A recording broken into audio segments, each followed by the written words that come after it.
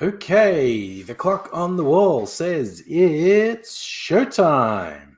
So here we are. Maybe not getting an AIDzee on board. And hi, Luke. How's it going? Oh, you've seen the news story about the guy in Victoria. Person, I don't know. Guy, girl, man, woman, mutant. Yeah, someone is apparently flying a Nazi military flag quite high above their house. I don't think that's going to end well for them, quite honestly.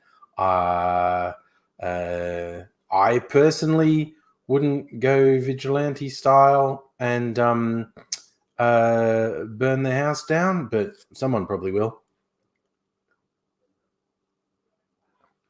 Yeah, it's super fucking obnoxious. But then there are people who are super fucking obnoxious. Hey, Luke, how's the air quality in your part of the world today? It's a bit of a challenge in many places. Melbourne was slightly better today, although I woke up feeling really sick. Like my throat was really raw and I was all phlegmy, and it's just from this fucking smoke. I'm gonna look up the prediction for the next couple of days. Let's have a look. Melbourne air quality, because I've been auto completes because I've been searching for it a lot. Now, this site, there are two different sites. So there's a government one and another one that's, I don't know who it is, but they tend to have slightly different reports. There you go. It's not good. It's gone up to unhealthy. It was better than that earlier. Do we have predictions? Oh, why is the air so bad in Romania? 999. Jesus, that's bad. Okay, this site's not very good mobile. Click here to see the mobile version of this webpage. There we go. Oh, people will get here at some point, Luke. We'll just chill until then. Okay, yes, Melbourne is unhealthy. This place has so many fucking ads on it.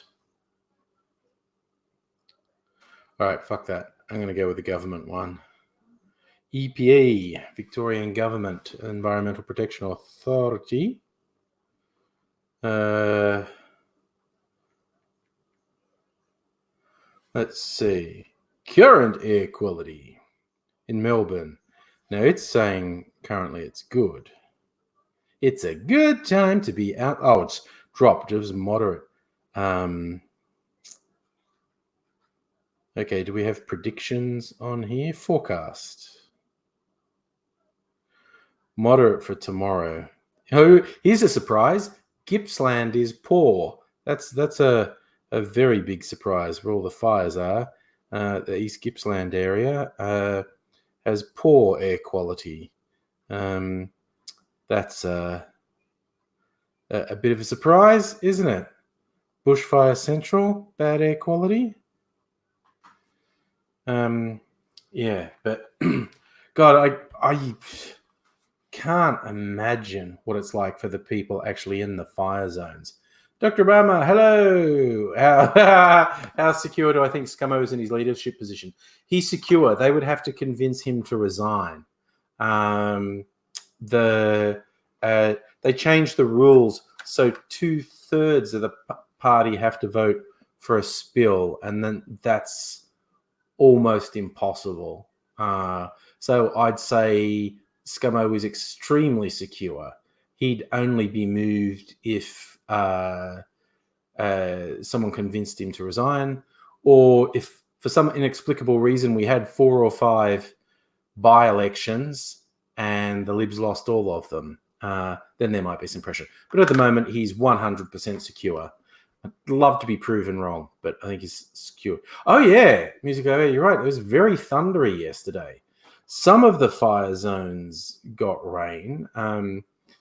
I don't think the worst fires have been affected at all by the rain, which is unfortunate.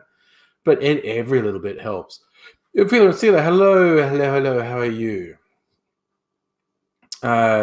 Yeah, there was flash flooding in some suburbs in Melbourne because it was a very sudden deluge. But we don't have any fires here. The fires are off in the country. The areas that needed rain, I'm not sure. Well, there are two areas that need rain in Australia: areas that are on fire and areas that are water catchments, because all the water catchments are very, very low. I did see a report that they were worried about one of the main ones for Sydney, Warragamba Dam.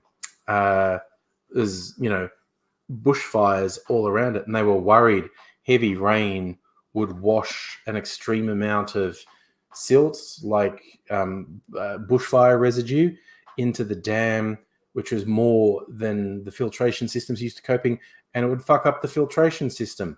So they put all these barriers and nets up to try and limit the amount of silt that got into Warragamba Dam. Just one, if it's not one thing that's causing this problem, it's another. Hey, Justin, how you doing? That's a good. Hope you're having a good night. Okay, I don't understand the question, Philo Sealer. Who's the clown that attacked your PM on some chatty over there? Okay. So I probably should know this, but I'm guessing then you're talking about Jacinda Ardern. So you're a New Zealander. Probably should know that. I didn't really. No, just a typical grunting right-wing fuckwit is upset at how popular Jacinda Ardern is and goes, "Will you fuck off back to New Zealand?" He's just an absolute, pile of festering garbage in a badly stitched together skin suit. Oh, what's AIDzee doing? He's like not connected. I think AIDzee's trying to connect, but I don't see him yet. Yes, Dr. Obama, the Libs pork barreling. A rather scathing auditor's report. Oh, there he is. Don't know if he's ready, though. He wave his arms around when he's ready, so I know he's ready. That was really disconcerting. Oh, it's really disconcerting. His connection is to shit sores tonight, and I'm just seeing this little icon of him at a very low frame rate, so he's jumping all over the screen. But when he's ready, I'm sure he will wave at me, and we can bring him in and see what his connection is like. So, yeah, so Dr. Obama was talking about the Libs pork barreling money that was meant to be for sporting facilities instead of going with recommendations.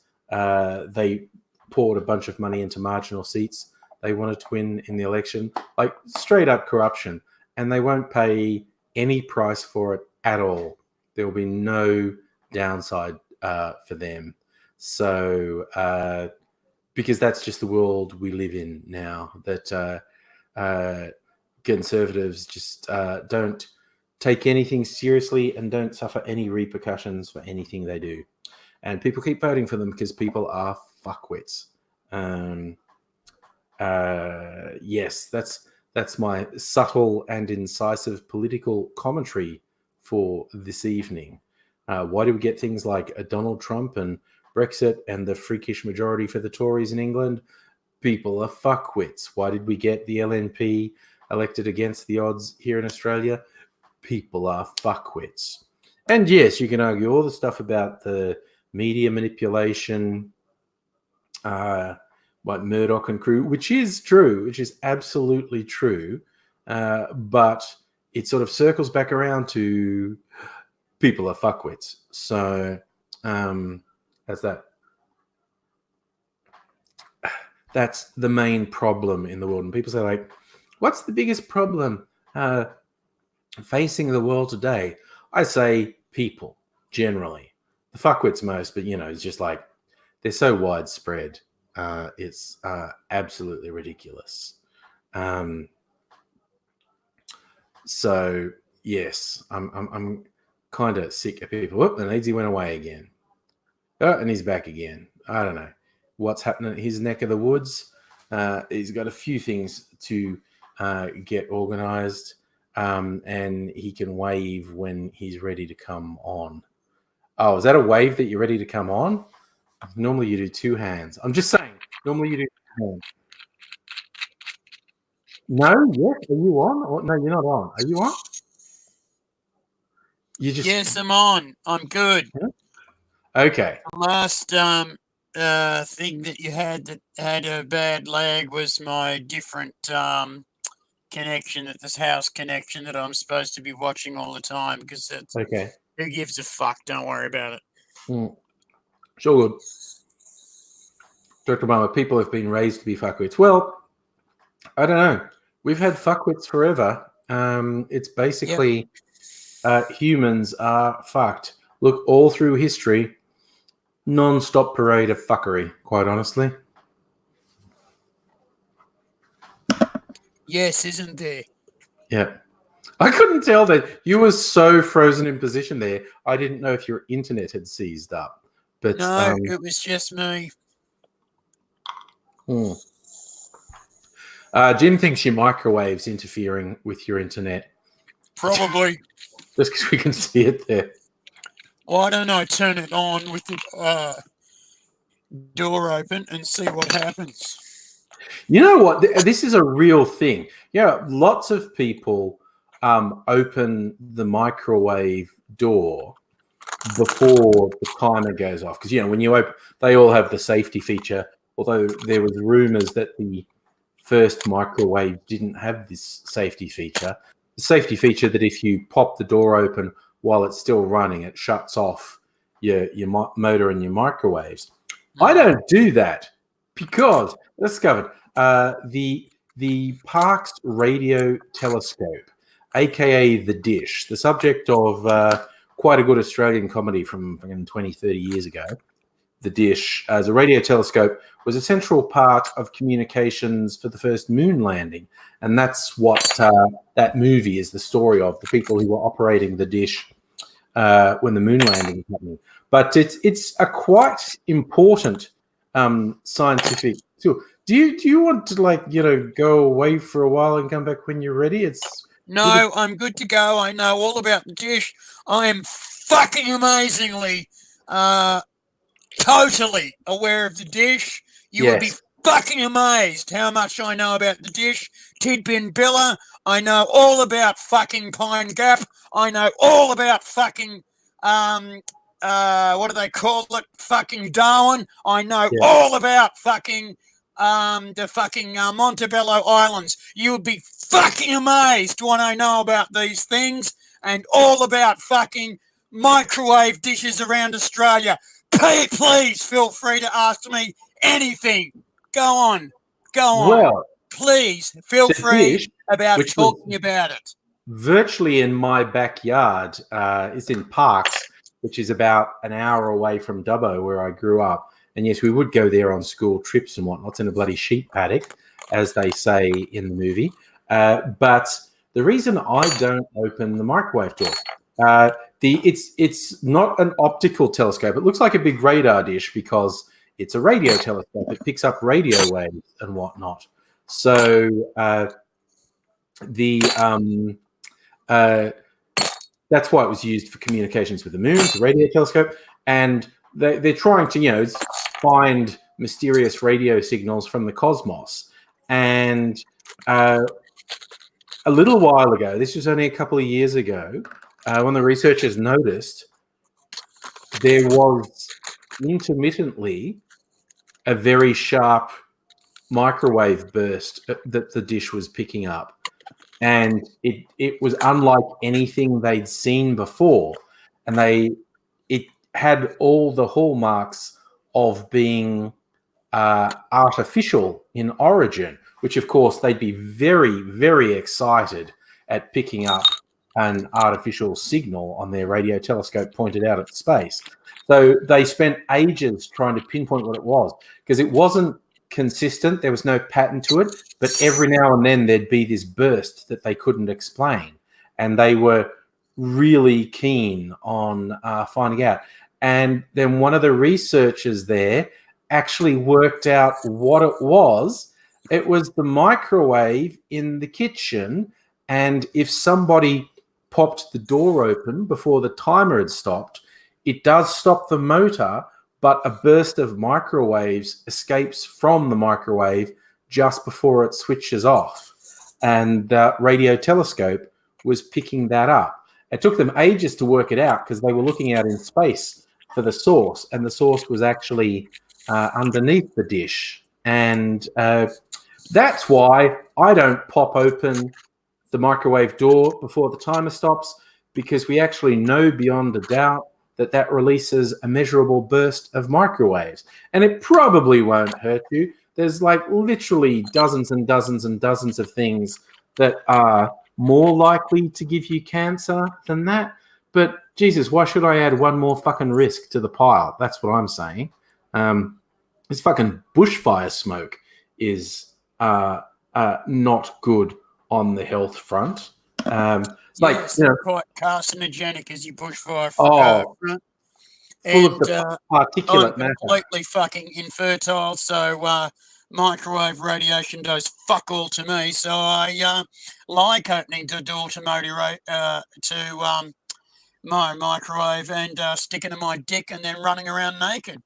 I was about to say, do you gleefully just expose your junk to the microwave just before opening the door? Just before I fucking turn on the numbers. Yeah, I know. You generally have your junk out. I know that. I just thought you were going to defy the microwave and let it burst its radiation straight on. Oh yeah. Yeah. Oh, it's all happening. Yeah. Oh, hey Adele, how are you? If it stops, yeah. I just fucking throw the microwave away and then grab the electrical cord and make lightning sparks and ionized fucking air and get the radiation off that. Yeah. I haven't done that for a little while. I think the last time I did the lightning storm in the microwave accidentally was a plate I put in there I didn't realize had metallic paint in the design on it. And I just it was like a ceramic plate, but it had a bit of metallic paint on the thing. And I put it in and it was just, not good. Last time I did it was when the police were coming, and I thought, ooh, might want to get rid of that, and stuck some fucking CDs in the microwave. About half a dozen of them. 20 seconds, zippity zap. No more fucking evidence for you, Mr. Policeman. Yeah. Actually, I've seen people do fascinating things with CDs, like with a lighter, you start to melt it, and then you can blow huge bubbles, which then re-solidify. It goes to semi-liquid very quickly, and you can blow it, and you blow these big bubbles that then re-solidify, and you get this very weird sort of modern art thing. Yes, you can do that. You can also put petrol or very high, high-end solvent or alcohol and burn it, and watch the bubbles burn up and explode. Yeah. I imagine it's a thing. Nail polish remover, acetone would probably wreak havoc on them. It's a beauty, and in fact, acetone will make lovely little patterns, like your 1980s art, as long as you've got a what do they used to call it? A fairlight. You've got a fairlight. No one knows what a fairlight is. That's our generation. A fairlight would make great film clips with acetone on a CD, and you'd have to have bloody what do they call it? I don't know. fucking it's a musical instrument. It's not a musical instrument. It's called Synthesizer. a synthesizer. Yeah. Yeah. Fairlight was an And then Australian you'd invention. fucking Fairlight on your CD, and then Mm. it'd, you know, have artistic bubbles and a word saying Mm. hate, nuclear, Yeah. peace, and then just, you know, and then you have a girl looking like with, you know, dark on the face, and then, you know, it's great, and it'd be, you know, she'd be looking, you know, and everybody would be dancing. Yeah. Like they were bored. With big hair. Yeah, big hair but bored. Yeah. The You know, and you know, it'd be good. It'd be cool. Fairlight, CD, nail polish remover. Yeah. Fire. Yeah. Fairlight, for those who don't know, it was an Australian invention. Their first one was a music synthesizer, the Fairlight CMI, the computer music instrument. It was one of the first sort of cheap enough to be consumer level synthesizers, because they made a few breakthroughs with how to create and modulate sound. And then because they were engineers and they were super bored, they took it one step further and created a video effects thing, which was the Fairlight CVI, computer video instrument. And we had one of those where we went to college, and it was splendiferous and cutting edge technology at the Except time. we weren't allowed to use it ever.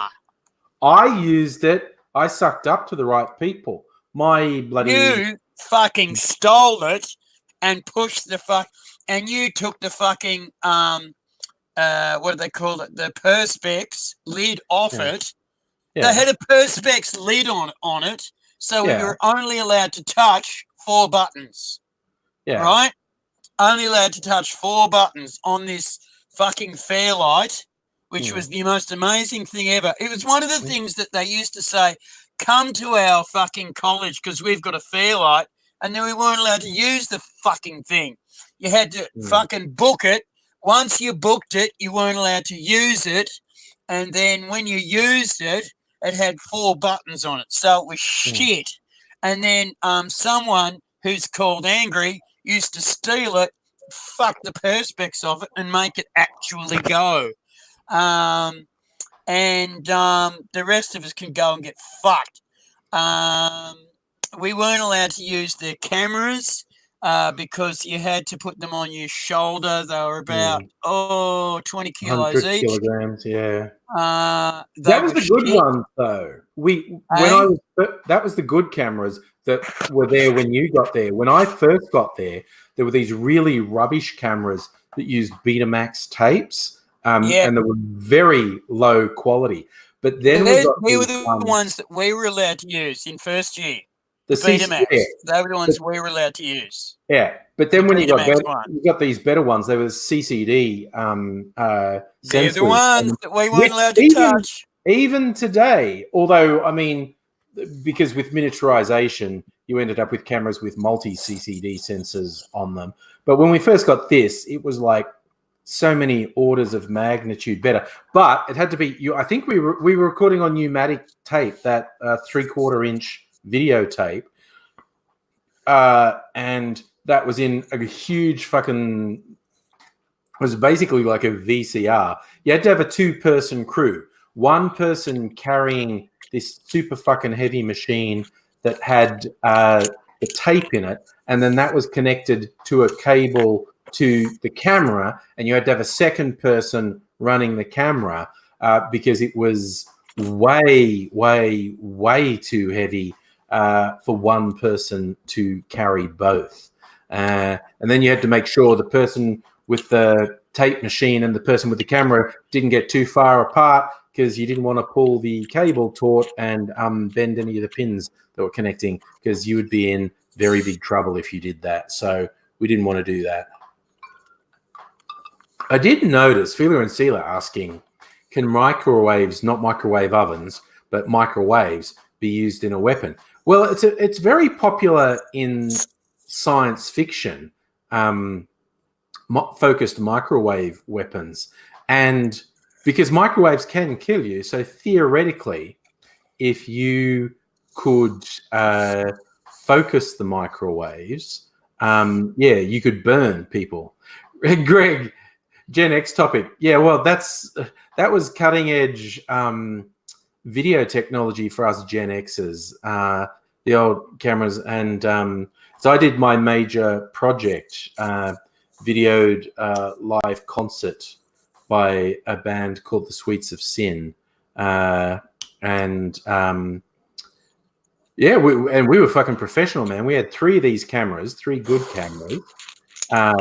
And it was like the theater where we used to put on our productions was next to the TV studio where the Fairlight and the Vision switcher was. And we had to run physical cables from each camera from the theater into the studio. So we had to have a couple 100 meters of cable that people hopefully didn't trip over. And I did. I tripped over him, except I was pissed and I tripped over him in the theater, but I at least had the fucking decency to put them back together again. Yeah. Unfortunately, I was on stage being viewed by everyone as I did it. Oh, Paul, drowsy on and grog. Then I fucked off. Yeah. That was nothing. The worst one was bloody drowsy on grog came in. Drowsy on grog. Very different man. Oh, and he was fucking pissed blind and stumbled his way in. Was he pissed blind? I know. This is a guy we knew. And I swear to, he had a very odd name. It was a very unusual name. It was a hyphenated name, Dowsy Magog. And he was a real fucking problem drinker. Apparently he did quit and did the AA thing and quit completely. But he was a serious problem drinker. Would get shit-faced to just sort of like throwing up in people's lounge rooms all the time. And he came in to the control room where we were running this thing live, pissed blind, and was just going to go staggering through the cables. And I was the director, and I was pretty focused. And when I saw what he was doing, because he was there with some other people, and I just screamed, "Get him the fuck out of here right fucking now." And because I usually don't talk to people like that, and I certainly didn't at college. So when I, in an incredibly focused way at these people that had come in for a sticky peek and dragged this drunken fuckwit in with them, when I snapped really sharply, "Get him the fuck out of here right fucking now," they all scattered like little mice. It was really quite funny. So I was thinking, oh, Charlie's having a bit of a lag problem. Hey, Big Pat, how you going, buddy? That's right. Greg's Gen X too. Okay, Greg, I think you're young Gen X. Me and AIDzee are old Gen X. If you say your generation's 20 years, which is the usual. No, I'm young Gen X. I'm 1970. That's old Gen X, dude. Gen X is Gen X starts at 1970 to 85. What? What are you saying? Well, I'll say what is Gen X? Gen X starts at 1970. It finishes at 1969. It starts at 1970. It finishes at 1982 or 1985. It depends, whatever the fuck you want. Which would make you an old Gen X if there's 15 years after you were born. All right, makes me an old Gen X. Hello, I'm an old Gen X. I've got a stick. Yes, and well, I'm an older Gen X, and I think Greg's younger Gen X. So just a little bit of depending who you ask, Gen X starts anywhere from 1960 to 65 and finishes anywhere from 1980 to 1985. I tend to say 65 to 85 myself, but it's a vibe. It's not an age. It's a vibe. Phil and Celia, you are also Gen X. Yeah, 67. You are, like me, older Gen X. So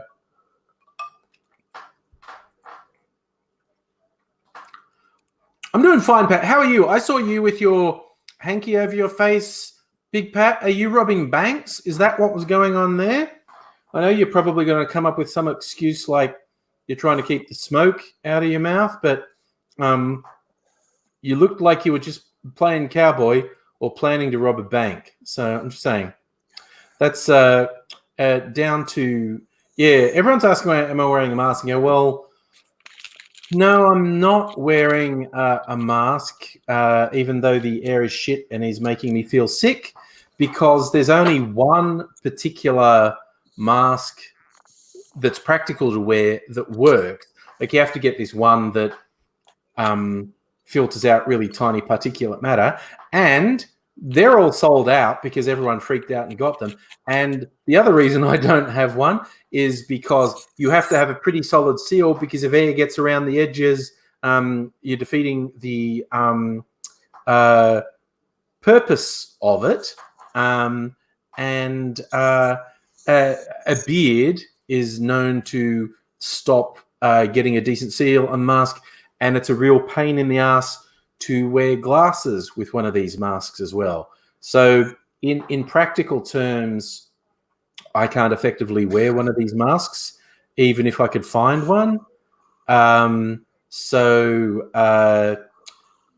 that's why I don't wear one, because it would be placebo effect and nothing else. Feels you just call you Gen X not old. It's comparatively. You're young for a boomer. It's like, an old millennial is 35, but that's not old. It's just older for that generation. So, and an old Gen Z is 25. No, wait a sec. When would, 85, so millennials started in 85. That'd be 35. God, my brain does not work. It just doesn't. Yeah, so an old millennial would be 35. So that's the thing. I like that, Justin. Really, millennials, really, we're talking in the 90s. We're really talking in the 90s. That's like I said, it's more a vibe than anything else. Like obsessing over what year is what. Yeah, I reckon anyone, even people born in the late 80s, I reckon, have a bit more of a Gen X vibe than a millennial vibe. And the dominant thing with the millennials are the 90s kids. But they're broadly that generation born between about 85 and 2005. So they're anywhere from late teens to mid 30s. Let's put it this way, Angry. Yes, let's do it. If they understand it means nothing to me, it means nothing to me, and they see a horse and they understand what that is, then they're Gen X. Oh, Vienna. How good was Midge Ear's opera type voice though? That voice where he just keeps singing that line, "This means nothing to me," and that fabulous film clip with just the overblown visuals that was sort of like a mid-20th century spy drama. It was very good stuff. Very good stuff. What the fuck was the horse? You know what? I found out later that apparently the band was there, and they said the director came on and said, "We need a horse coming through," and the band said, "We don't need a horse coming through," and the director said, "Yeah, we need a horse coming through to really make and fuck me dead, the horse came through." And the band said, "Fuck it, the horses come through. Let's let it go with it." Because by that point, it was fucking 5:30 in the morning in Vienna, and they were going, "It's cold. There's a fucking fog. I've had enough. It's Vienna. Motherfuckers are talking to me in some kind of German. I've had enough. I want to drink coffee and fuck off to Melbourne." and the horse came through and they left. Yeah, that's it. Oh, Justin's Oh, asking. and by the way, they made millions and millions and millions of dollars. Yes, Midge did very well. Justin's asking the big questions. When did Gen Y become millennial? Which I reckon was one of the hugest scams ever pulled, because they just didn't want to be named as the thing that came after Gen Y. Everyone called them Gen Y for about 10 years. And then the generation after them that was born around the turn of the millennium started being called millennials. And somehow they went with... no, we'd rather be called millennials. And because they had a lot of influence online, they just kept saying, no, we're millennials because we came into adulthood around the millennium. And they stole it from the next generation, which was absolutely cunning skullduggery as far as I'm concerned. Do you know what? I want to fucking put a thing at this point in time. A thing? I watched a piece of television, or whatever the fuck they call it on the visual, saying, one of the biggest scams in history, right? Oh, okay. One of the biggest scams in history. One of the biggest beat-ups in history, right? And it's called Y2K, the thing that never happened, right? You motherfucking cunts! It's basically because a lot of Gen Xers went right round the world, a lot of them from Australia, making sure there was patches on your fucking computers, making sure your fucking computers made your fucking lives didn't stop at Y2K. You cunts! And these motherfucking fucking baby boomers have decided, it was a beat up, it was nothing. You know, nothing happened. No, cunt! Nothing happened, you fucking bloody calm! Fucking overindulged pieces of shit! Fuck you! It's because we did some work. Yeah. It was underpaid, as per fucking usual. Fuck you! Wipe your lip. I've got some issues about that. Yeah, you want to wipe your lip. You've got issues there too. Okay, so yes, I actually worked on Y2K projects, and AIDzee tells the truth. And I'm working in computer security now, and one of the most thankless jobs in the world is IT security. And that is because if you do your job right, nothing happens. No one sees it. Then you sees it. You have to put up with some cockhead saying, well, why do we pay you anything? Nothing ever happened. It never happened. There was nothing there. It was a complete beat up. Yeah. Do you know what I heard the other day? I heard some stupid fucking bitch who was fucking 23 years old tell me that AIDS was cured. Stupid little cunt. Well, I hope she doesn't fucking die from it. Well, on the plus side, because we actually lived through the worst. Do you know that no one under 25 uses a condom? Fucking no one.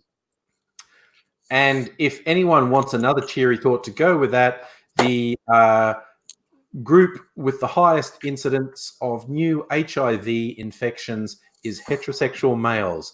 So anyone having sexual contact with a heterosexual male, definitely make them wear a condom, because they're all ridden with fucking bugs, basically. Now, I mean, because in our era, if you got AIDS, you were just going to fucking die, and it wasn't going to be 6 months.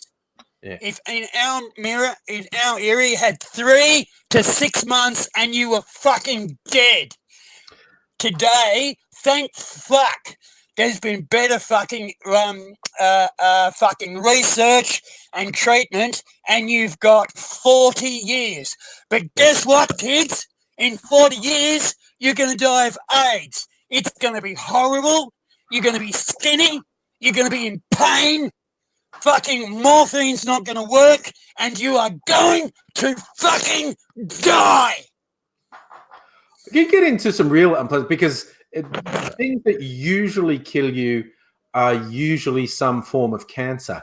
If you are really lucky, because AIDS destroys your immune system, if you are really lucky, you'll get pneumonia or something, and it will kill you, because that is a much less painful way to die than what happens if you linger.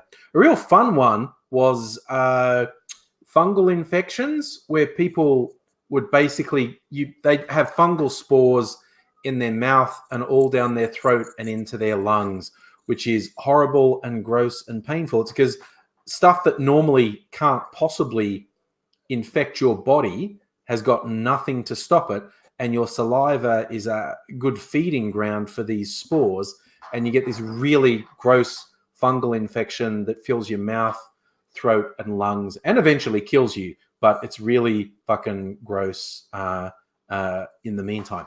But there was some medical people saying the second ever patient after a particular treatment is completely AIDS-free, which is encouraging, but it's not that inspiring after 40 years.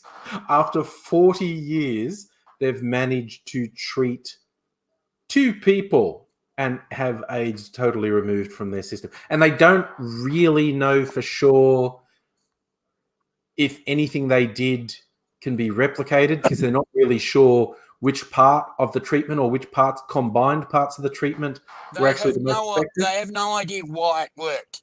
Yeah. Let's just fucking admit it. They have no fucking idea why it worked. It's not going to work again. They do not know why.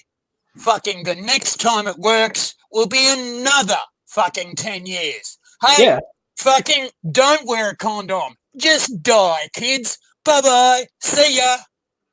Yeah.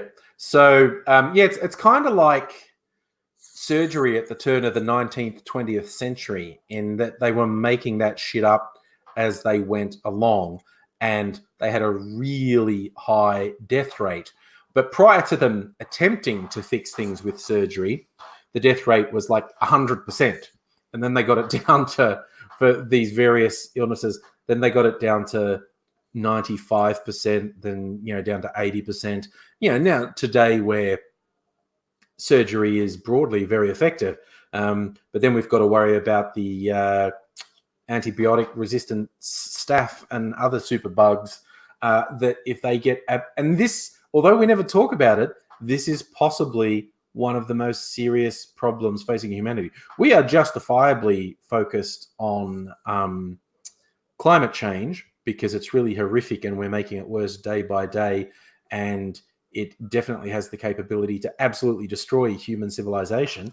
But we might not get there, because if antibiotic resistant bugs get out of control, so literally antibiotics do not work at all, that's it for hospitals. Hospitals are then worse than useless, because they actually become disease centers, which they have a bit of a problem with now, and no surgery could be performed. You wouldn't be able to do surgery at all, because you start cutting someone open, fatal infections get in there. So imagine how much mortality goes up if that kicks in. So that's another fun little thought. Well, and speaking of thoughts, Pat been telling us Rocky Johnson died. For those who don't know, that is Dwayne "The Rock" Johnson's father. And Rocky Johnson was also a wrestler and a badass and a cool dude. And he died because that's a thing that happens. People die from time to time. And he was 75.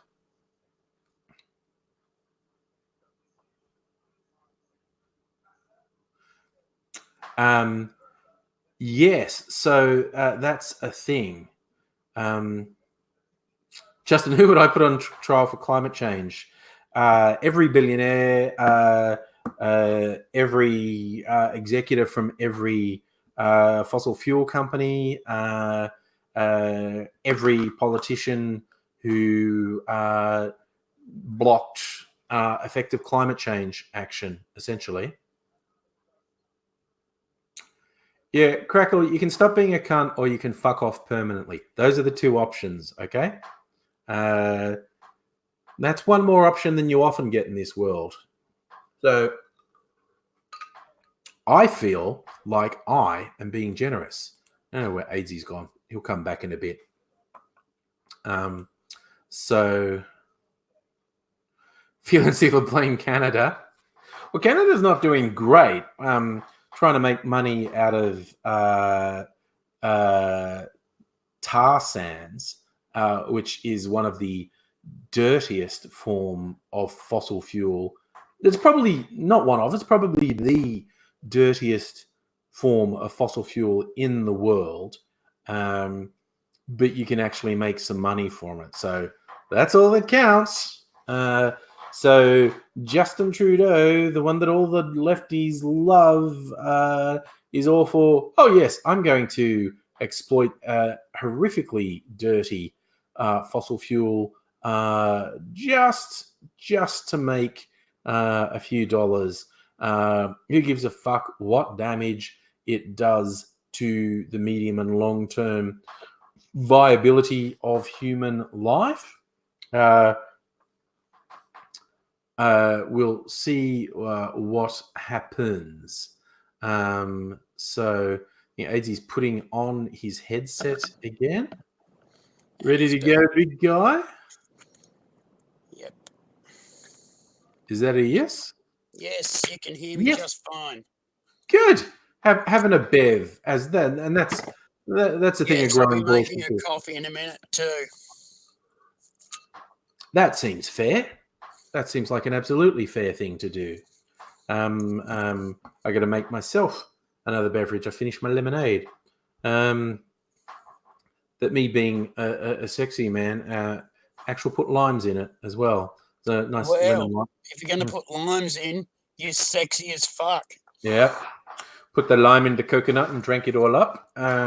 Except it was just a lemon lime drink I got from the supermarket, which was actually quite nice. And I think I used it as a mixer the other night, and that worked quite well.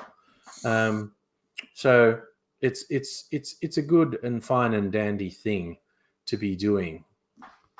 So I mean, buddy, have you been keeping up with the excitement that the British royal family has been providing us? No, what's been going on with that? Okay, so of course, young Harry married the North American actress who is of African American extraction. Yes, and the British tabloids and royal watchers have basically been non-stop racist fuckheads ever since she arrived on scene. They're just always treating her like she's Satan incarnate, and the racism behind it is super obvious. And anyway, Harry and Megs said, yeah, this is actually not for us. We're literally going to fuck off. I'm not going to play an official royal family role. We're going to fuck off to North America. And they announced it on Instagram, right? And then the palace scrambled to make an official statement later in the day and said, oh, this is all difficult. We'll work it out. So it kind of seems obvious that he's gone to Granny and said, hey, you know what? I'm really fucking sick of the media in this country non-stop shitting on my wife because that attitude killed my mother and fuck them. I'm done with this shit. I'm out. And she said, you can't do that. And then he probably said something like, and your side of the family were about as responsible as the fucking media. That is an awesome image that you're frozen on. Oh, you're back. You're back, kind of. So it seems like he probably said to Granny, I'm fucking off. And she said, well, you can't. And he said, we'll see, and walked out and then just made a public statement saying, I'm fucking off. And to which the palace is like, holy fuck. And they're scrambling. And people have just been doing the dumbest takes, sort of treating them like they're, unemployed and useless. because, of course, we always make jokes about the royal family being welfare kiddies and living in public housing. But one of the funniest things, of course, is that Harry is, of course, an American Marine pilot.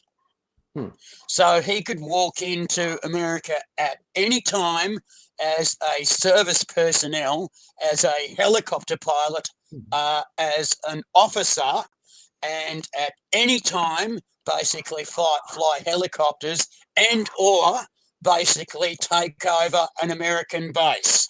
So no, he's not unemployed. Yeah, but I mean, for fuck's sake, what company in the world would not fall over themselves to have him on their board with his contacts and his things? Just the PR coup of having Harry, being the face of your company. And also, his wife is a really accomplished actor. She could work too. She had her own money before she married. She had a fuck ton of her own money before she married. So yes, she did. The idea that they'll come crawling back when they don't have this royal money anymore, they could make literally millions in an eye blink. It's absolutely ridiculous. It's like Harry's just gone, fuck you all, I'm out. Because he's like, Wills has done his royal duty. He's popped out a couple. So I'm only like fifth in line now. So fuck it. It's never going to happen. You don't need me. I'm fucking off. I'm sick of this charade.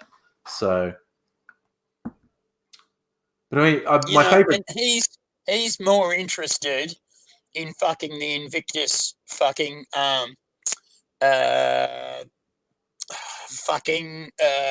umbrella than he is in fucking doing the royal thing anyway. So the damaged, the mentally damaged, and the his charity, yes. The injured service personnel who have come back serving their company with injuries or mental difficulties or fucking long-term problems, and he's really into that big time. And he basically goes to fucking corporations going, how much money are you going to give me? That's not enough. Keep going.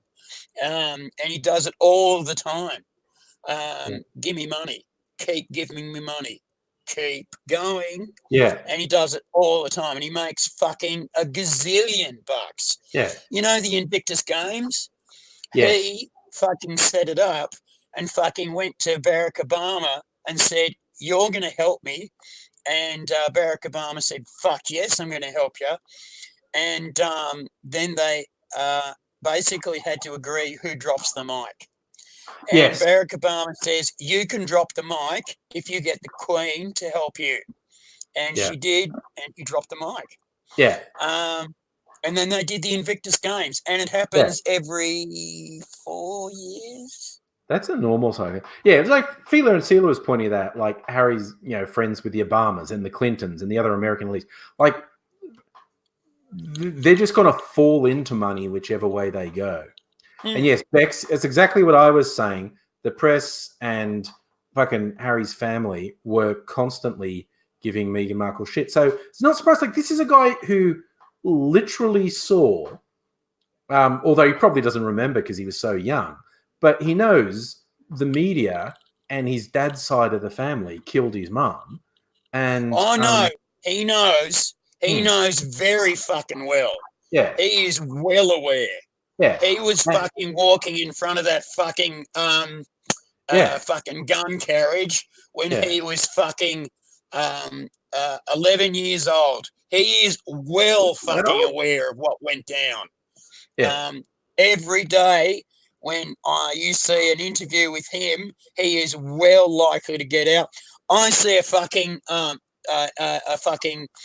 documentary on him when he was a helicopter pilot in Afghanistan, and he was doing the interview, and you could see the fucking aggro that he had fucking talking to the interviewer. Then they had a shout.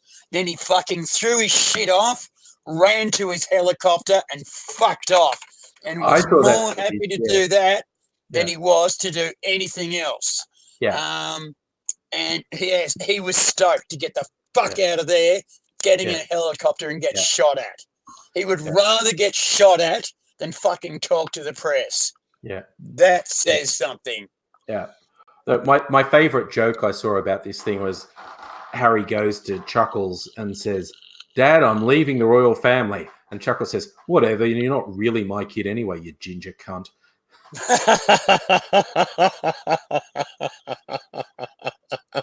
Because there's that guy that Diana palled around with who looks an awful lot like Harry. It's actually really quite freaky how much he looks like Harry. Yeah.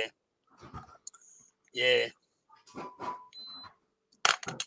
Which, I mean, I believe them when they say that that's not Harry's dad, but it's just funny that someone that Di palled around with looks a lot more like Harry than Chuckles does. It's pretty goddamn funny.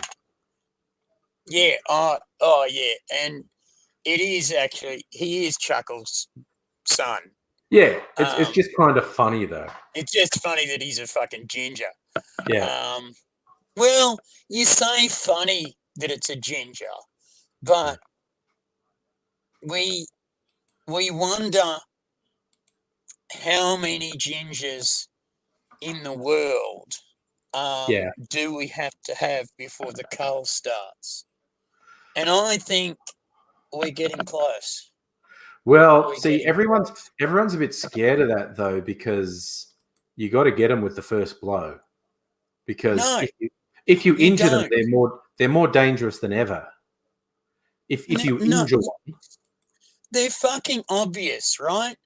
Right, because they do things like dye their hair, and then you see the roots, then they're ginger, and you go, "You've got ginger roots, haven't you?"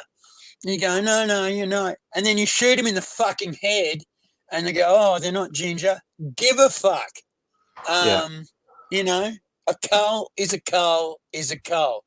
In Australia, we've got the right fucking attitude. You get into helicopters, you have a fucking gun, and you just shoot them from the air. That's how it's done. Hey, and it's the halfway mark. And you know what? It is almost exactly 100 years since Prohibition was enacted in the US. The act that made prohibition of alcohol sales law went into effect on January 20, 1920. One of the dumbest laws in history. All it did was entrench organized crime in America, because the gangsters made, well, in today's money, they made at least hundreds of millions of dollars out of alcohol. And it's the same as when they decided to ban cocaine and whatnot, the fucking cartel made billions. No. Yeah, I know. No, so you're saying the same mistakes they made with prohibition in alcohol, they made with illegal drugs. Are you saying they made the same mistakes again? Because that blows my fucking mind. Yeah, people making a mistake more than once is pretty freaky, isn't it? It is freaky. Isn't it freaky? Yeah. It's just, wow, really? And the fact that you can maintain the wrongness for, was it like 10 years Prohibition lasted? And in terms of prohibition of recreational drugs, forever, 100 years. And you could just see how wrong it is, how negative it is. There was basically no positive outcome at all from the prohibition, and there were just a multitude of negative effects. But morality, and you've said this a lot, there is nothing more dangerous in this world than someone who is morally certain of something. As soon as someone's morally certain, nothing sways them. No amount of evidence is just, it's not good. over. If they're morally certain, look out. Yeah. You know, fucking the same thing happened with the prohibition. The same thing happened with the drug prohibition. It's the war that we have fucking funded both sides of the war. Yeah. It's ridiculous, you know. The war on drugs won. Drugs won, hands down. Drugs has won the war on drugs. Continue to win. Over. The DEA still has a job, and they still stop drugs every now and again. But no, sorry, kids, drugs won. Yeah. Saying drugs won just reminds me of that old thing from the Simpsons where Homer's being a cut rate Krusty the Clown, and at a Krusty Burger opening, their equivalent of the Hamburglar comes along as a publicity thing. Going to steal the burgers, and Homer, being Homer, misinterprets the whole thing. He goes, "Oh my God, he's stealing the burgers!" and starts savagely beating the guy in the Hamburglar costume. And all these kids watching are getting so traumatized. And it's one of the more famous Simpsons line. One kid goes, "Stop it! He's already dead." And that's how conclusively drugs won the drug war. Like, drugs, back off, okay? Your opposition is dead. It's just... Yeah. Get over it. Yeah. Anyway. So I'm looking up famous Prohibition-era cocktails. Make one. So I'm looking at a couple of fizz. What's this? Ooh, a fizz with rum and port and egg. I don't think I want to make that one. Okay, we've got to make a choice. I've narrowed it down to a couple. There's one called Award 8, which I like the sound of. That's whiskey and actually it's basically a tiny variation on a whiskey sour, which is one of my favorite drinks, actually. But I love the name. This one's called a monkey gland. Monkey gland. Yeah, how appetizing does that sound? It's actually the most popular, having gone out with a South African, I found out the most popular barbecue sauce in South Africa is called monkey gland sauce. Doesn't actually have monkey gland in it. It's just a barbecue sauce, but it's a very weird moment in marketing where someone said, "You know what I think would make people use our sauce a lot? If we called it monkey gland." That would be a winner. Is that, oh, hi, Laura. Laura's just popped in to say hello. Hi, Laura. So Charlie's saying you should be doing some homebrew. Oh, but you need cooler weather for good cider. Yeah, that would make sense. So, yeah, a monkey gland is like gin and orange juice, which I very rarely make cocktails that have orange juice in it. It's normally lemon or lime juice. It has a dash of absinthe. I do love putting a dash of absinthe in thing. But this one, I might make this one the last word. According to Ted Saussure's 1951 book, Bottoms Up, it's believed that the last word was developed during Prohibition at the Detroit Athletic Club. Arguably one of the better drinks to come out of the nationwide drought when spirits were either hard to find or of the inferior bathtub quality. So it's gin, lime juice, chartreuse, and maraschino. I actually really like the sound of that. That sounds nice.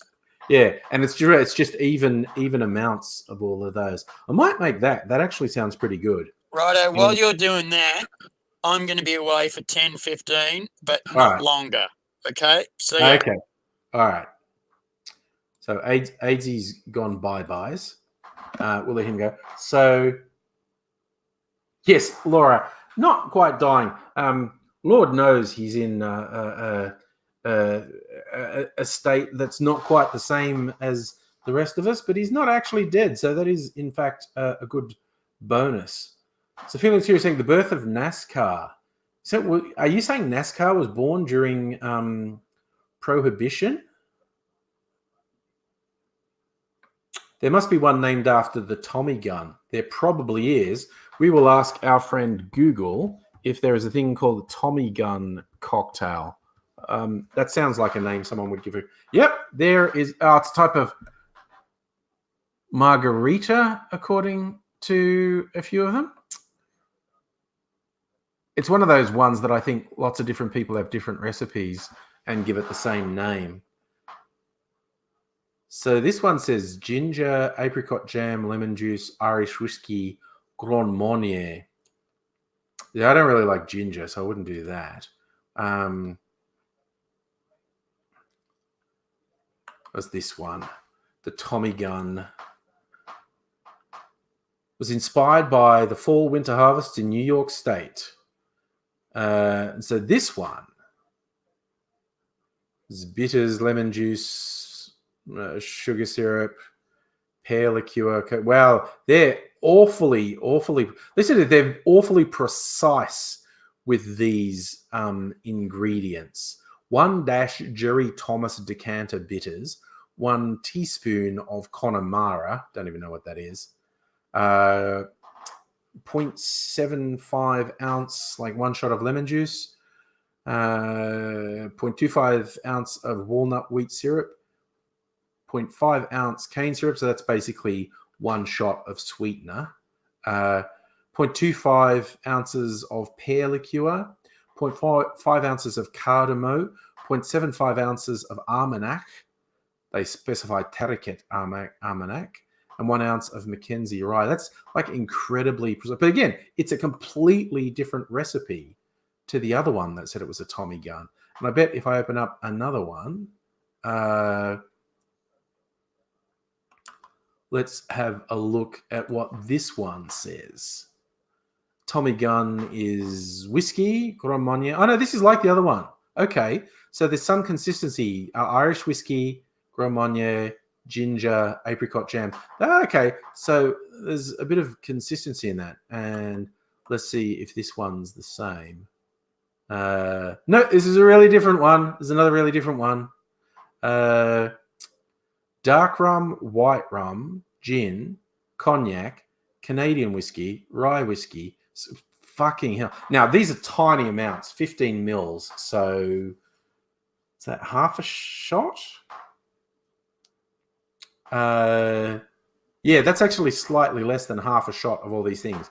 Dark rum, white rum, dry gin, cognac, Canadian whiskey, rye whiskey, Scotch whiskey, maraschino. I think I should make that. Oh my God, then it's like 90 mils brut champagne to top. So put them in the shaker, shake until it's very frosty, top with champagne. Yeah, I don't really like champagne. I'm going to make one with champagne. That might be a bit intense. Dark rum, white rum, gin, cognac, Canadian. I don't have Canadian whiskey. We're going to double up on the rye whiskey because most people say Canadian whiskey and rye whiskey is similar. Scotch, maraschino liqueur, lemon juice. Good Lord. I could put a bit of lemonade in the top. I could top it with a bit of lemonade. I think I need to make that. That sounds really out there. Oh, there we go. Bootlegging was NASCAR came out of cranked up cars to get past the law enforcement. Okay. Oh, Laura, you like Scrumpy from Somerset. That is a very traditional drink. Yes. It's usually very cloudy, very strong. You have to drink it quickly before it eats its way through the glass. It's serious stuff. I'm going to have to try this really full-on Tommy gun with all this stuff.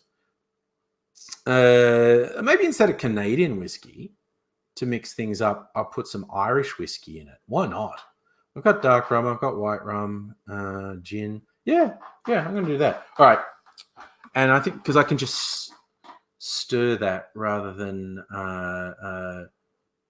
shake it, as the saying goes. And I think I'll top it with a little bit of lemonade rather than champagne. So I don't have champagne because I don't like champagne. Don't like wine, sparkling or otherwise. All right, let's get some ingredients. What do we have here? That's wine. Why is there wine now? Wine. Okay, that's cognac. It's got a lot of things that I've got to get together for this. Cognac. Okay, gin. Rye whiskey. Irish whiskey. Scotch whiskey. Frighteningly large bottle of Costco Scotch whiskey. And the rums. I've got to get the rums.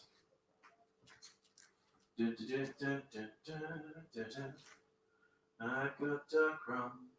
I might put Falernum rather than white rum because I don't have white rum. Got my jigger. This is a stupid amount of stuff. Right. And I might get my lemon lime drink. And I'm going to mix this all in my tiki mug, which seems things. Tiki mug. And a big block of ice. Big block of ice. On the big block ice cube tray. All right. So, I think I've got everything here. Lemonade. Yep. Okay. Let's have a go. Adele, you've got to head off. Okay. See you later. Safa, did I get heaps of rain? There was quite a bit of rain. Thunder, lightning, all that sort of shenanigans. Didn't get flooding. Some of the suburbs in Melbourne got flooding. Glad I didn't get that. Right. I've got too many bottles here. I don't have any room to move around. Where did I put my mouse? Right. There. Let's consult. Okay. And close all these other tabs because I got the one recipe I want. All right. So this is dark one, rotten gin, cognac, whiskey. Maraschino liqueur. All right. Maraschino liqueur should be here somewhere. I tried to. There it is. Can't see for looking. Starting to remember where I put things on the drink cup, and I need some bitters. Which bitters will we do? It said orange, and I don't really have orange. Tiki bitters. Oh no, this one. I'll do this one. It's an Australian one. Lemon myrtle. All right. Alrighty. So, yep, no, that's not what I'm doing. Okay. No, I think some fire areas got some rain, but the really big fires did not get rain, and we also need rain in the catchment areas. Okay, got my jigger. Yes, that's 20 mils, and it says 15 mils, so not quite fill this up. Okay, so we're going to do all the whiskeys and all the rums. This is a very weird drink, honestly. Rye whiskey. A little bit less than half a shot of that. Yeah, look, this is going to be a bit drunk. This is a lot. Although it's like, well, it's several shots. So it's pretty serious for Tommy gun. Okay, put a bit of Irish whiskey because I don't have Canadian whiskey. And yeah, someone out there, Irish whiskey is not anything like Canadian whiskey. I know that. I'm improvising. I like to improvise. Don't cramp my style. Now, rather than white rum, which I don't actually have, I'm going to use this stuff, Falernum, which is from the Caribbean, a product of Barbados. This exotic aromatic liqueur was invented in the island in the early 1800s, made at home by steeping lime, ginger, almonds, and cloves in Barbados rum. So it is a rum-based liqueur. So that's fine and dandy. We'll substitute falernum for white rum. It's a little bit thicker and syrupier than rum is because it's a liqueur. Okay, so rye, here's the Scotch. Fox, Port Macquarie got rain. Oh, that's good. So both your fire and your reservoir got rained on. Well, that's good.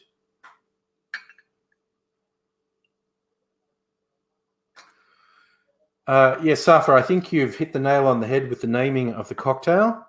It's called the Tommy gun because it gets you with multiple shots. Okay, got some Sailor Jerry spice rum.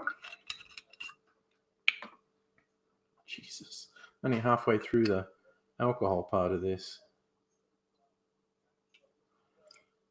Sailor Jerry. All right, some maraschino liqueur.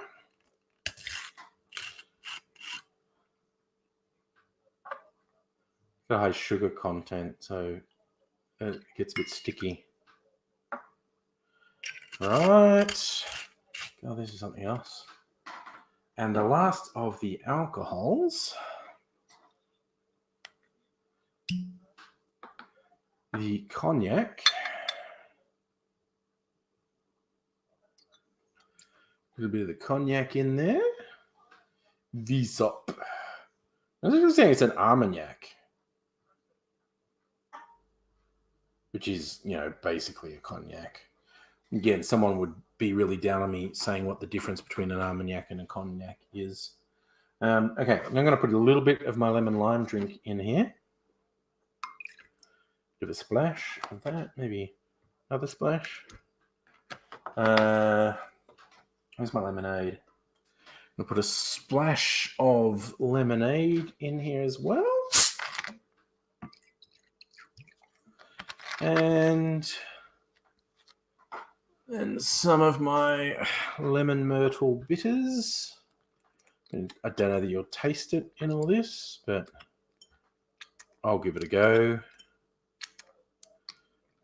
And then we mix with my professional cocktail mixer. Because I'm not doing anything showy. I'm just at home. I think if I start up a YouTube cocktail channel, I don't think I'll stir cocktails with my finger. I'm just on the live streams, I'll do that. And yes, Feeling Sealer, it is a lot of work for a cocktail.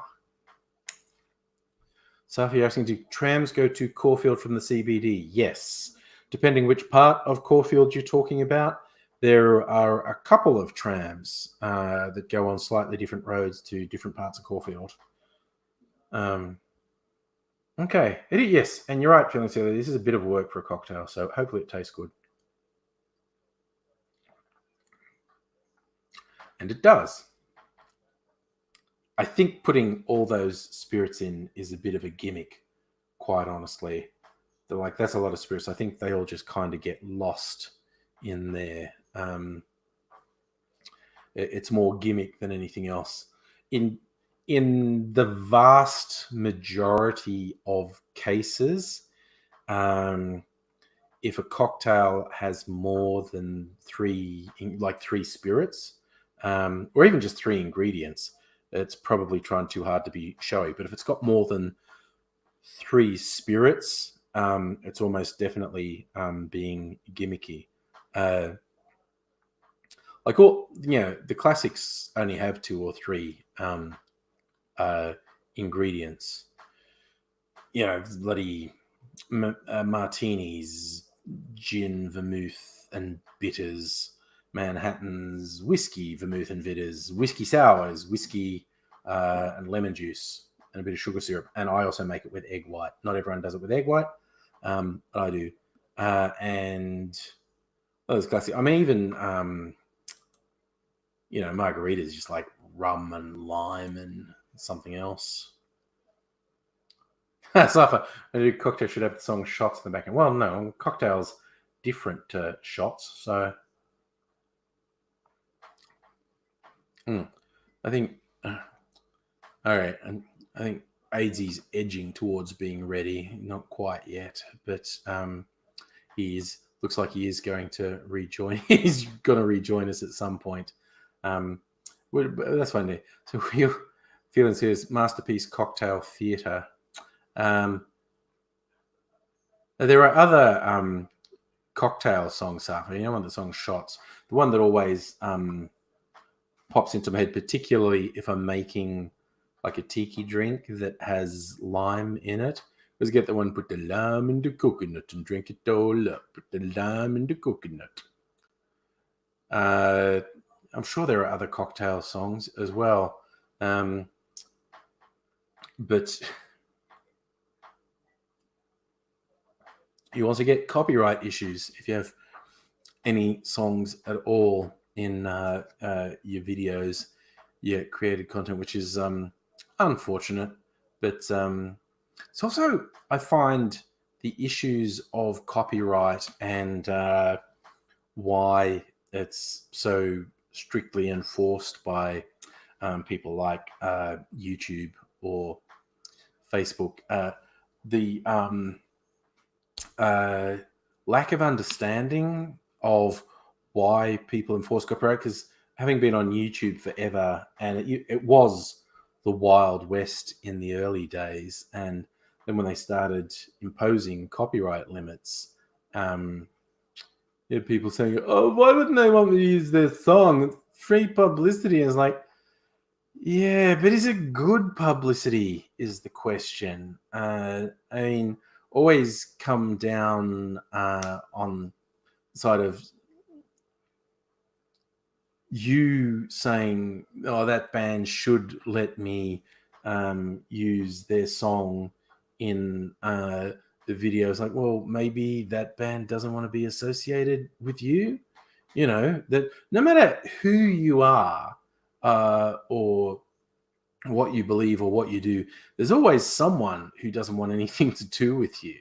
It doesn't mean you're wrong. They might be wrong, but the idea that, you know, someone who's created something should let me use it just because, oh, that looks like the I'm Ready wave from AIDzee. Yes, it is. It's the I'm Ready wave from AIDzee. Oh, wait a sec, you're muted. Now you're Ready. back. He's utterly fucking ready. He's going to be doing this a lot, but he's totally fucking ready. Okay. The self-medicating going on, so that's okay. Fucking lots of self-medicating going on, and lots of fucking very angry going on. I know you seem to be really having a head of steam tonight, which of course, yep, is lots of head of steam. And when Mr. Boss of the house comes in, there's going to be a fucking conversation held, probably on camera, I imagine. So just Nathan jumping in saying he's been watching content for about 10 years. Oh, thank you for watching, Nathan. He's saying things. That's sorry, Nathan's been watching content for 10 years. Yes, created on the Angry Aussie channel. So hey, thought I'd jump in to say I've been watching your content for maybe around 10 years, so thank you for the videos. Nathan, you fucking rock in ways that are much more hardcore than fucking any of those fucking hardcore tights heavy metal bands of the 1980s. This is what I'm saying. It's that hard. More hardcore than ACDC. Probably not as hardcore as the Angels, though. But more hardcore than ACDC. Just saying. Yeah. Just saying. We're talking about Metallica never liked the internet. They didn't. But then again, Metallica rich, obnoxious pricks. Fucking Metallica said, you know, we are brilliant musicians, and we have great music, and now we're going to be fuckwits about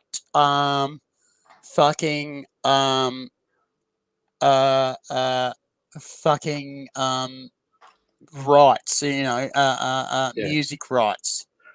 Well, even what the fuck? You're Metallica. Who the fuck is going to beat you in fucking music rights. You are Metallica, right? No one is going to fucking top you when it comes to your music. You fucking tools. You but idiots. they were so fixated on old things. When legal music streaming took off, they refused to take part in it because they said, no, you have to buy a whole album. The idea of buying individual tracks, we create whole albums, and it's out of context if you just get individual tracks. And so they refused to allow digital sales of their stuff for the longest time. Well, fucking, here's a go, kids. Fucking digitally release the whole fucking album, you cockheads. Well, wake the fuck up. That's what they did first, and you could buy the entire album, but most artists let you buy track by track, and Metallica refused to allow that for years. But they eventually realized the market was leaving them behind, and they did. I like Safa saying Bill Gates originally didn't like the internet. No, because the internet took off right when Microsoft had a stranglehold on everything, and Bill Gates clearly believed he had the right to control everything. So the decentralized internet was first treated like a joke, then treated as something that must be killed. But then when it got completely out of Microsoft's control, they went, oh, we probably should play this game. I was going to say the Edge, Microsoft Edge now is a fully open sourced. It's an open source to a point fucking platform, which is basically patched to a point that basically says whatever the fuck you want, put it on. We're cool with it. Do what you want. We're going to patch it so that it doesn't fucking virus. Do what you need, kids, because we have understood that the internet is a thing that is way bigger than us. And if we don't play, we're fucked. And, they learned. Took them a while. They were very slow. They were very, very slow. They grew. They grew. First, they thought it was a joke and not to be taken seriously. Then they wanted to kill it. And then they realized they didn't have a choice. But it took years. They ignored it for years. Then they tried to kill it for years. And then they finally worked out they had to play by someone else's rules. So,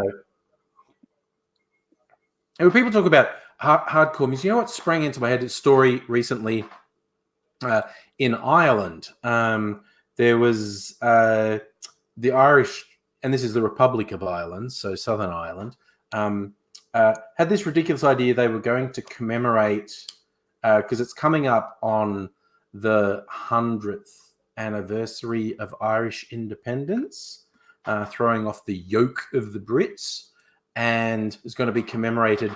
And the Irish government said this thing that was really stupid and pissed off virtually everyone, that they were going to commemorate the Irish Constabulary Force as well, because, they were Irish as well. And even though they were doing the bidding of the Brits and killing Irish civilians and whatnot.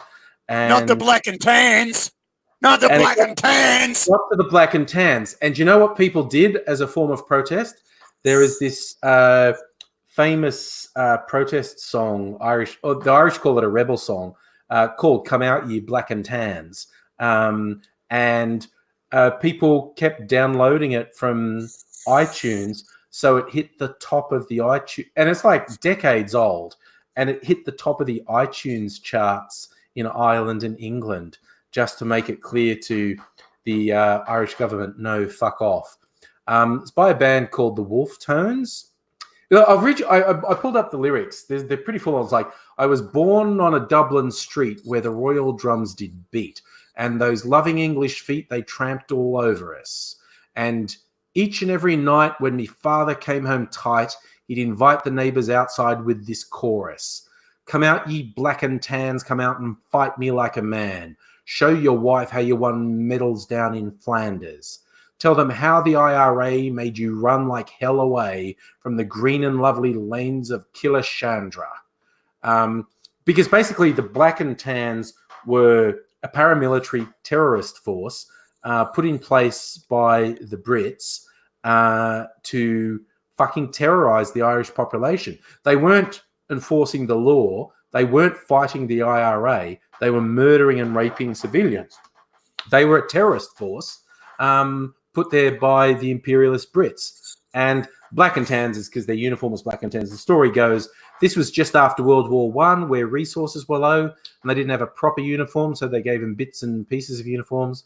So rather than one uniform color, they'd have a black top and tan pants, or the other way around.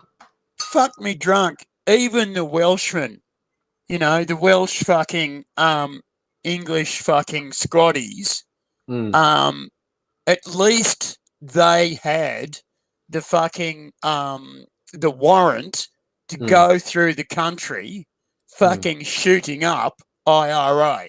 They weren't about fucking shooting up locals. They weren't about shooting up fucking civilians, though they would fucking given a bit of that if they fucking got fucking mouthy. Not shoot them, but they'd fucking give them a bit of that. But they would shoot at the IRA, right? That was the point. And if the IRA looked like they were hurting people, they were fucking right in there. The IRA used to do shit like, and I think this was kind of honourable. They would kneecap people, which meant they would get a shotgun and put it at the kneecaps of people they didn't like. And they wouldn't do it until they heard the sirens of the ambulance coming. Because to get your kneecap shot off by a shotgun is slightly painful. Yes. And so even the Scotties, right, had enough honour not to fucking fuck with locals, right? If locals threw someone out of a second-story window, they were no longer locals.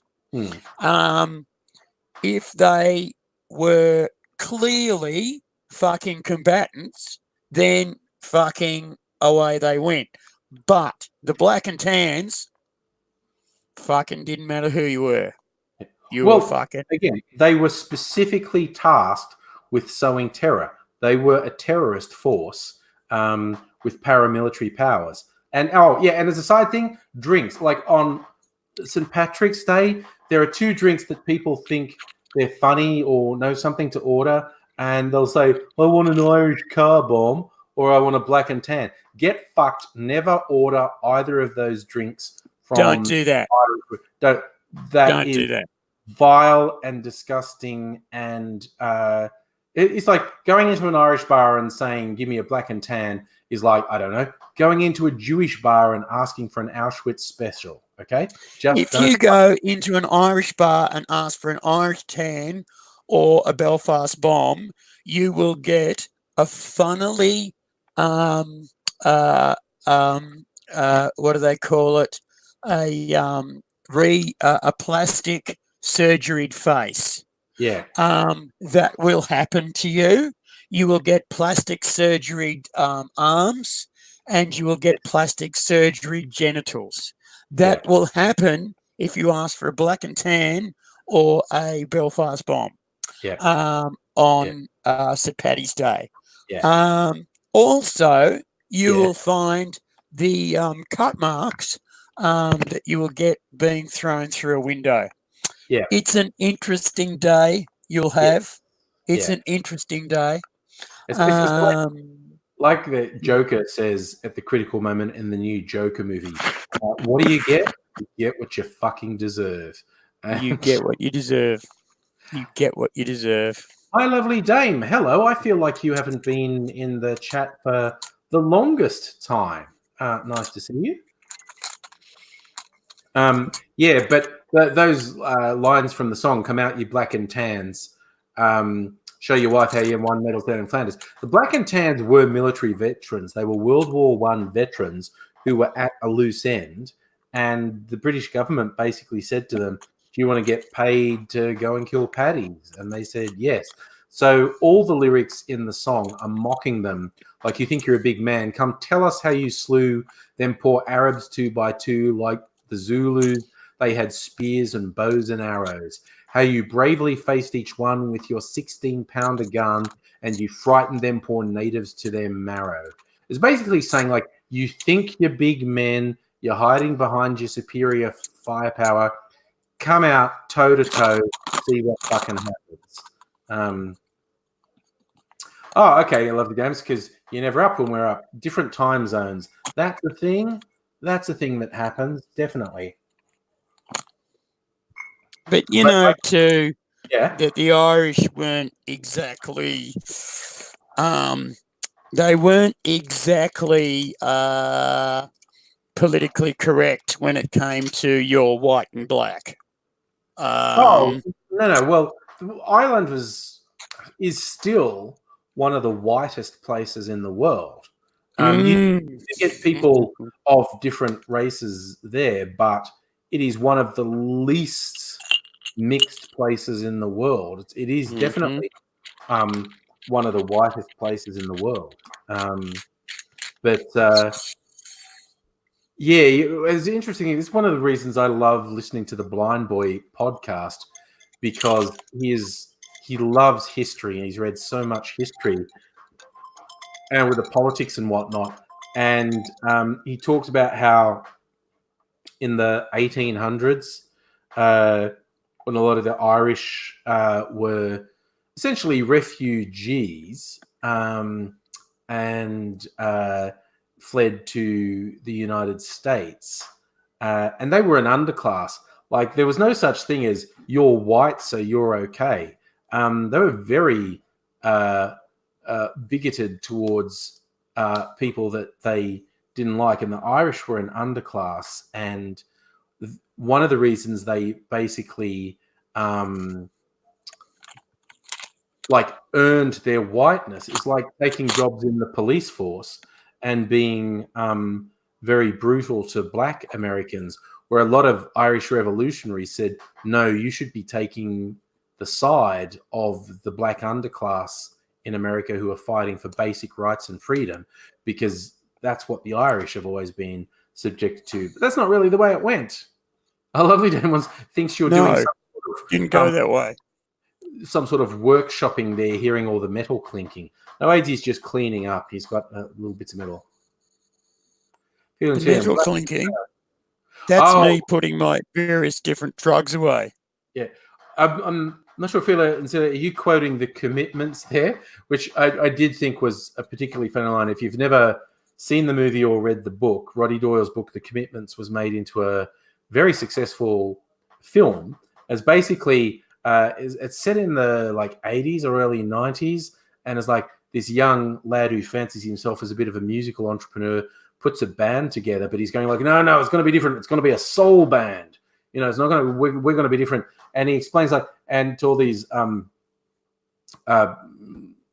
Irish lads and lasses, why are we doing this? And it's going, because soul music, it's our right. And he's going, look, it's like the Irish are the blacks of Europe, and I think he says the Northerners are the blacks of Irish, and he wings it right down to Belfast's are the blacks of the North, and our suburbs the blacks of Belfast. So therefore, we're singing soul music. So say it with me: I'm black and I'm proud. Black and I'm proud. That's right. And this guy just he just drags together these people and says, we're going to be a band and it's going to be amazing. Right? There's no reason for them to get together except he's just decided it's going to be. And he sits in the bath pretending to have interviews. It's amazing. It's great. Yes. And in fact, that's because I read the book as well. That's not in the book. The book actually is a little bit different to the movie. And that whole thing about him doing his own interviews in the bathtub isn't in the book. But it's a very nice bit in the movie. I'm trying to find the actual quote. Here we go. Jimmy Rabbit, that was his name. Right. The Irish are the blacks of Europe. Dubliners are the blacks of Ireland. And the North Side Dubliners are the blacks of Dublin. So say it once and say it loud. I'm black and I'm proud. That's his big thing of why they're doing soul music, because we're basically black. Yeah, we're black and we're proud. The one thing I kept expecting something terrible to happen, because it's very lower working class, the whole suburb where they're living in council tenements and whatnot. And so it's all very rough and whatnot. I kept expecting something terrible to happen. I expected someone to get beaten up or mugged or murdered. No, it's just all happy the whole time. Nothing bad happens the whole time. It shows my negative outlook on life that I kept expecting something bad to happen. Nothing. They're just a musical band trying to make it.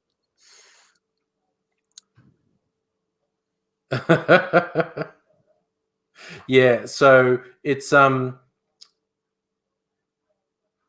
just looking at some of the quotes, like Jimmy Rabbit going to the unemployment office and the person at the desk saying, "Mr. Rabbit, you've been collecting unemployment benefits for 2 years. Are you trying to tell me you can't get a job?" To which he replies, "We're a third world country. What can I do?" Oh my God. It's just like, and in fact, Roddy Doyle has written a lot of books. He is a very good writer. And there are 3 books, and they all got made into movies with varying degrees of success. They're called the Barrytown trilogy because it's set in Barrytown, which is a suburb of Dublin. And it's the same. Jimmy Rabbit's family runs through them. And the dad, Jimmy Rabbit Sr., actually is a bigger role in the first one is The Commitments, which centers on Jimmy Rabbit Jr. And I'm trying to remember what order. I think the second one is called The Snapper. It's when Jimmy's unmarried sister gets pregnant, and snapper is Irish slang for a baby. Andrew's tuned in briefly, waiting for parking. He hate working in London. I could imagine parking in London would be a nightmare. Yeah, so the second one is The Snapper, where his sister gets pregnant. And the third one's called The Van, which was my favorite of the 3 books. I thought it was fucking hilarious. They're all very funny, but The Van, Jimmy Rabbit Sr. goes into partnership with a friend of his with a fish and chip van.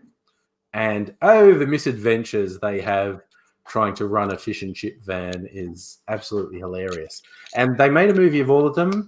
And I think The Van was like the worst of the movies, certainly the least successful of the movies.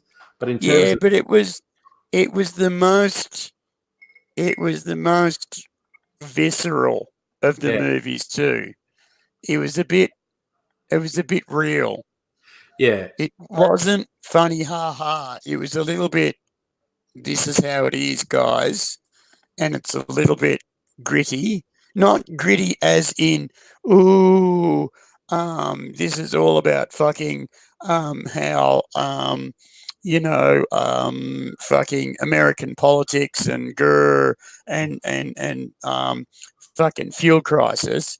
No, it was gritty as in it's dirty, the streets aren't clean, and it's cold, and there's no jobs, and you're in trouble. If you don't have the money for the lecky, it goes out.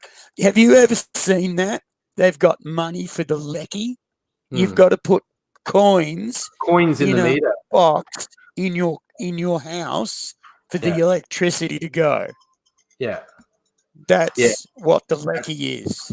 That's weird. Yeah, and because the characters, they're the unemployed, impoverished Irish working class. There's nothing flash in the Barrytown. Although, if you want really bleak, some of Roddy Doyle's other books that aren't funny at all, but are very good. The Woman Who Walked Into Doors, which is about domestic violence, dark but ends on a hopeful note. And I think the one that's semi-autobiographical called Paddy Clark, Ha Ha Ha. It's the character Paddy Clark is apparently modelled quite a bit on Roddy Doyle's childhood. So, yes, if you're looking for something to read, if you've never read any Roddy Doyle, I do recommend it. The Barrytown trilogy are quite funny, and I think, AIDzee's internet keeps freezing him. I don't know if he's just really, you get these things where I don't know if you're really focused or if your camera has frozen, and I think your camera keeps freezing, but that's okay. We'll soldier on, because that's what good soldiers do. Soldier on in the face of adversity. Oh, there he's gone altogether. I didn't even do that. He just disappeared. Okay, so as he's not soldiering on, I'm soldiering on. I tell you what, I'm glad I only put half shots of all those things in this drink. The Tommy gun, because I don't feel that drunk. I mean, I shouldn't drive a car. How many was it? So if I did half shots, that's like 1, 2, 3. That's 3 to 3.5 shots of alcohol. So this is enough to, like, I shouldn't drive a car. Well, I'm not going to. The most traveling I'm doing at this point is from here to bed, which I will do, I don't know, in about 15 minutes.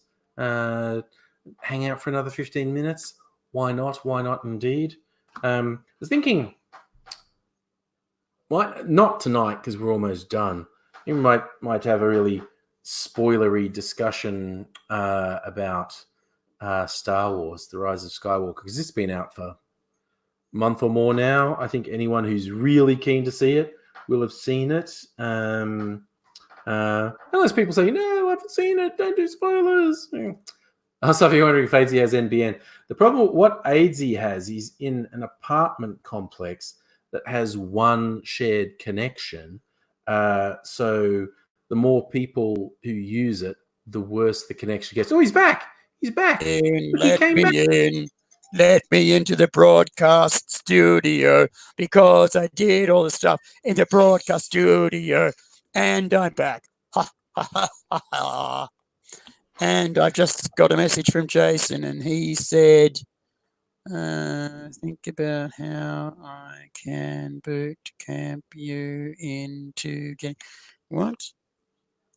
You got a confusing message. There you go. I don't feel I'm not going to do Star Wars tonight, because we're almost at the end. So I think we could have a fun conversation about it. So did I see the Colin Trevorrow script was leaked for episode 9? No, because it's a funny thing people don't realize about Hollywood. Films that you see often have had multiple runs at scripts. They've had reshoots. The thing we end up seeing is often really quite far removed from what was worked on initially. While we're in Star Wars world, Rogue One's a good example. You know, they used stuff in the trailers that wasn't in the movie, but there's all this stuff like in the 6 months leading up to the release of Rogue One, which was the first non-saga film, was the first of the anthology films. So there was a lot riding on it. There's all like, oh, reshoots. They're doing reshoots because they didn't like what they had. They looked at the movie and thought, that shit, we need to shoot some stuff. And people were saying, oh, doom. They're doing reshoots. Except it turned out to be a really fucking good movie. Yeah, well, Rogue One was fucked because there was women in it. Yes, there is that. You know, you can't have fucking Star Wars with women in it, except women who just get like trays of drinks for men in spaceships, or who are robots. Yes. Well, there's a funny joke I saw someone do, like, because there's a bit in Rise of Skywalker where they basically suggest that the planet Tatooine had some significance for Leia, and people saying, no, it didn't. I mean, okay, Luke was raised there, but Leia wasn't. She didn't spend any time there. And the person defending the movie goes, well, her time as a sex slave for a giant slug monster left a lasting impression on her. Because that was her time. Off. No, it was a joke. No one actually said that. That was a joke. Oh, I'm sorry. I'm sorry. Yeah. I'm but sorry. yeah, it was like trying to say that Tatooine was significant to her. That's what her time on Tatooine was, in a chainmail bikini as the sex slave for a giant gross slug monster. Not really a good memory. Not a great memory. Yes, but I've been a sex slave for a giant slug monster. Did you get to choke them out with a chain at the end? Sorry? Did you get to choke them out with a chain at the end? Well, I was paid.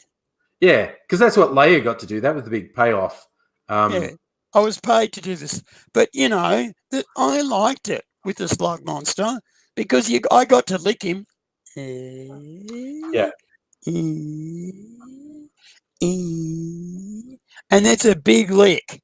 Yeah. It's a big fucking lick. You've got to start all the way back here, and you got to go all the way over there, and you got to go all the way up there. Oh, shit, I fell over. It's kind of like The Last Jedi really divided people. I think The Last Jedi is I haven't seen The Last Jedi. You and me have got to sit down and watch all of the movies at once. Yeah, because I haven't seen fucking any of them since when she wakes up and gets the zip zap zip the lightsaber from the old girl. What's the name? Kaneda, and they bust her bar, which was a mob of cunts thing to do from the First Order, which her bar has been around for 1,000 years, and they fucking break it. Thanks, cunts, and then. Fucking she gets it and goes, ow, ow, ow, that's fucked. And then she fights with her, with Mr. fucking, I've got a zappy zap with a knee on it. What's his name? Well, he was not Luke, fucking Han Solo's son.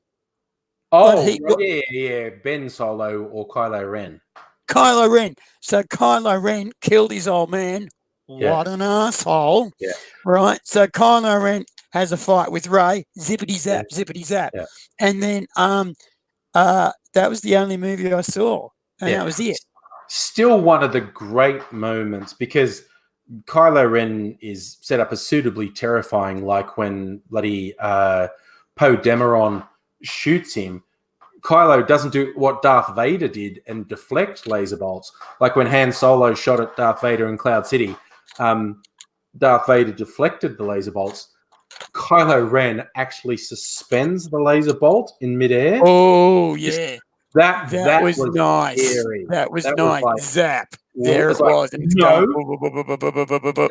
like he knew someone was shooting at him and just went zup and suspended the laser beam in midair. And it was just sitting there the whole time. And then when he fucks off, it goes boom. It's like, oh, shit. Makes a stormtrooper sort of shit himself because it went off. Yeah. But so he's been this real scary badass with his mask. Because, it's Darth Vader. And then finally, when he's questioning Rey, he's got Rey prisoner. And she says something about wearing that stupid mask. And he takes it off. And there's nothing wrong with him. Like, there's no reason to be. And that was my favorite moment because it's like, the fuck is wrong with you? He's got one scar. He's got one little scar, and that's it. It's like, what the fuck is wrong with you? Why you fucking fanboy dickhead? What the fuck? You're like a weeb. You're like one of these anime-obsessed weebs, except you're fanboy. However, we do get a brief look at the squad, and they've all got the same mask on. Yeah, well, the Knights of Ren all have masks. They come in a bit more in the last one, The Rise of Skywalker. You see them a bit more. But I didn't know that. It was a beautiful moment when Rey told him to take the mask off, and he did, and he was just normal. And you're like, what the fuck is wrong? And I love it's like that. Really, the First Order were a statement on what we see today with these idiot neo-Nazis and whatnot. That was like, yeah, okay, the Empire, they were the bad guys. They were Nazis. But the First Order are neo-Nazis. They sort of saw the fall of the Empire, but they went, yeah, but I'm pretty cool with the stuff they were saying. So I want to do it, but more. And fucking Kylo Ren is a really well-armed brat who's worshipping Hitler, basically, and has a really bad emotional control problem. Like when him getting tantrums is brilliant. What I loved particularly was when he was going fucking nuts, fucking taking out the control panel, and there was these two stormtroopers coming around the corner, and they go, "Oh no!" and they turn around and fuck off the other way. It's like, no, don't want to know about this. We're out of here, and they just go. I thought, perfect. That was the best one. There were a few little bits with various military staff members who go, "Oh no, he's in a bad mood. This is not good." But those stormtroopers were the funniest because march, patrol, and one of them actually puts his hand on the other guy's chest and he goes, "Wait, no, let's fuck off." It's just perfect. It's like, no, he's doing the shit he does. Let's just leave. Let's just fucking let him go. Yeah. Let him do the shit he does. He'll calm down. We'll come back. Yeah. I was like, oh my God. What I love too is the stormtrooper that Rey tells that, she does his mind. Mind controls him. Mind controls him. Is in fact, I can't remember his real name. Daniel Craig. Daniel Craig. Basically, they were filming it in England, and he knew the people making it, and said, "Can I be in it?" He's such a fanboy. He said, "Please let me be in it," and they went, "Of course." Yeah, and they gave him his my face because it would detract from everything. So they went, "Yeah." And do you want to be a stormtrooper with a couple of speaking lines? Make me a stormtrooper, and he just fucking did it, and he just did such a top job, And I'll drop your weapon. I'll drop my weapon, and he just walks out. Perfect, beautifully done. Yeah, and the other fun cameo, Simon Pegg, who's been in many things, but he's in the Star Trek movies as Scotty. He's young Scotty. And again, he wanted to be in Star Wars. And they said, yeah, we can put you in. But he went, no, you shouldn't show my face, though, because people go, you can't be in Star Wars and stuff. So he's the big fat alien who... 5 portions. That's him, yeah. And so it's the same thing. It's just like, I just want to be in it. Don't put my face anywhere. But I've got to be in Star Wars. The opportunity's here. Fucking everybody wants to be in Star Wars. Yeah. Everybody says, put me in makeup, put me in a mask. I don't give a fuck. I just want to be in Star Wars. And you know what I loved was Samuel L. Jackson said when they put him in, he said, "Oh, can I have a purple lightsaber?" And they said, "No. Of course he can't have a purple lightsaber. That's stupid." And then when it comes on, they give him a purple lightsaber. And it was they said canon in Jedi only have blue or green sabers. There's a reason blue, for it. Green, and yellow. Yellow, yeah. And he said, I want purple, and they gave him purple. My other favorite line from him is because he was in all three. Was he? Yeah, I think he's in all 3 prequels. And in one of the interviews leading up to the 3rd one is he's saying, like, he says, when I signed on, I knew I'd die, right? Because everyone dies. We all know everyone dies, yeah. Everyone dies. So when I signed on, I knew I was going to die. And so I just said to George, you can kill me. Just don't let me go out like a bitch. Yeah. Yeah, don't let me go out like a bitch. I want to go out hardcore. And didn't he? Didn't he go out hardcore? Flung out a window, yeah. Yeah, with no arm and fucking going for it the whole time. Yeah, he was just about to kill Palpatine, and fucking Anakin offed him. But offed him, but he took off his arm, but he didn't give a fuck. He was still going hard. Yeah. With his zap, zap, zap before he got thrown out the window. Yeah. And even, God, Samuel Jackson generally is just hilarious. I remember seeing an interview with him I think it's from the last Quentin Tarantino, one of the Quentin Tarantino films he was in. It might have been Django Unchained, but that I think he was also in the one that came, the Western that came after that. But anyway, it's basically an interviewer. This is a white guy saying the characters in Tarantino film say the N-word a lot. Do you ever have a problem with it? And Samuel just goes, which N-word are you talking about? And the guy's going, He goes, what, North? Do we say North a lot? And he's going, no, you know what I mean. And he's going, we'll say it. What's the word? It's just Are you saying nigger? Is nigger the word you're saying? Because motherfucker, just the words, say it. On Tuesday, I hear that 15 times. Yeah, and the white guy's going, even if I say it, they'll just beep it out. And he goes, well, then you should say it because no one's going to hear you say it because they'll beep it out. Just say it. Just say nigger. And this super uncomfortable white guy is sitting there going, You know what? I am so offended at the word, the N-word, right? I am so offended at that because what it does is it cleans up and makes nice the fucking nigger. It makes it all pretty, and so white guys can say, oh, the N-word, so it doesn't have the horribleness to it because it is an ugly, filthy, disgusting, racist, horrible thing. It is meant to be demeaning. It is demeaning to the people you're saying it to. It is demeaning to the people who say it, right?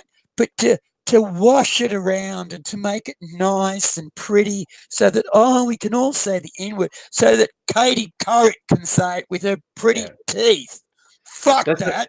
The word is nigger, and it is horrible, and it is ugly, and it is meant to be ugly, and it is meant to be nasty, and is meant to be stopped, and it is meant to be shut down because it is about racism, and racism is a thing that we've got to stop, and racism is a thing that we've got to fucking destroy. Yeah. That's just an opinion that I've got. That's a good one. I mean, as much as he turned out to be a complete arsehole, Louis C.K. did have a good routine about that where he says, he had someone on, one of these ladies on Fox News would say the N-word. And he's going, fuck you. Why did you say that? Because you think you're being okay because you didn't say it, but you put the word in my head. I know what you mean. When you say that, in my head, you didn't say the N-word. You said the N-word. And he's just saying, like, it's bullshit because I know what you're saying. You know what you're saying. And you've put the word in my head, but you're playing nicey nice like I never said it. And you fucking did. Yeah, exactly. You fucking did. It's nigger. Yeah. That's what it is. Yeah. And that makes me so angry. It makes me so angry that people who are black basically live with the idea that white people can comfortably wander around their world saying, oh, it's the N-word. I don't have to worry about what these people are called anymore. No, it's nigger. That's what they're called. And you know what they're called when no one's watching? They're called nigger. When no one seems to be around, that's what white people call them in traffic hassle, or if they're being hassled in a fucking line, or if they're being hassled in any kind of fucking environment that's got conflict, they're called nigger, right? But then later on, oh, it's the N-word. Oh, it's all very nice. It's fucking bullshit, and I hate it. And you know what? It's starting to creep in here. And when I fucking hear it here, I fucking go nuts because I'm like that. Yeah, you're a bit. And look, it's bedtime. So it's bedtime. We should bail. Yeah, that was a fun note to leave everyone on. We are going to leave you all. So thank you, one and all, for joining in. Love you guys. Thank you so much for letting me be on your device. And we'll hopefully catch you again soon. But look after yourselves. If you're anywhere in Australia, I hope you don't have to breathe too much because that's a whole fucking palaver at the moment. But we'll see you later. Click on the end broadcast and say bye for now.